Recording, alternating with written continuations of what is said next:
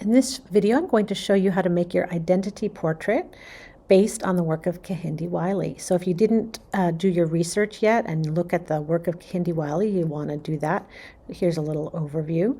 We're going to be taking a portrait, a photograph that you have taken of yourself or somebody else, preferably wearing some fashion that is intentional, but really any portrait will work for this. I would appreciate if you took new portraits for this assignment. All right, so we are going to pop over to Photoshop, and here is a portrait. You could do a full figure portrait, like from your head to toes, or you can do a close-up portrait. So once you have the portrait open in Photoshop, then we're going to go over to Google and search for historical patterned background wallpaper, or you could just do patterned background wallpaper. Do make sure that you click on the tools and you click on the size, and we want large because we want these to be large enough to go on top of our portrait.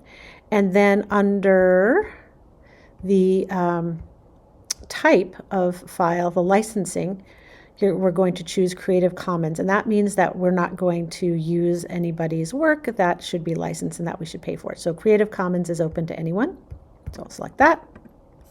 And I found this historical wallpaper by William Morris, who I just love his designs. So I found this. I'm going to double tap on the trackpad or option click, and I'm going to copy the image, go back to Photoshop and paste the image, Command or Control V or Edit Paste.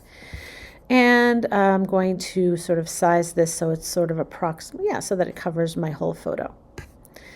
And then hit the check mark or return. Now, just to work on this temporarily, I'm going to drop the opacity down so I can see through here, just to sort of imagine what I'm going to be doing here. I think what I'm going to do is I'm going to select all this background area with the magic wand tool, and I will click on that. I want this to be, so this selected all the cream color in the whole thing. I want to just the background cream color, so I'm going to do select, deselect, or Command D. Try that again, but contiguous means it's just going to get the pixels next to each other. So this is better. So now I'm just going to hit the delete key on the keyboard, and you're going to start seeing the background start appearing. I'm going to pause this video so that you don't have to watch me do the whole thing, but I'm going to get the background away so I just have the flowers. Pause. So I've erased most of the background here. I just want to show you one other way you can just use the eraser tool. And I'm going to use the bracket keys on my keyboard to make my eraser tool much larger. And I'm just going to erase the parts that I don't want. I don't want this white border, and I don't want all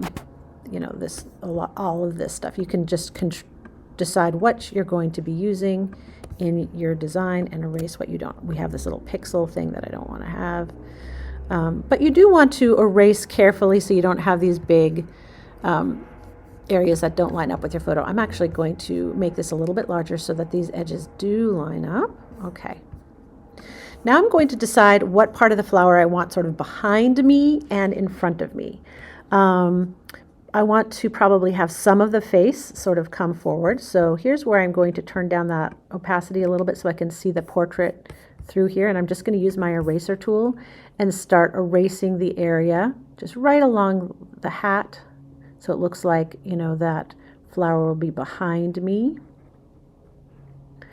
I guess I'll erase this large flower right here, but I think I want some of this flower to sort of go in front of the portrait, so I'm going to be careful not to erase that part.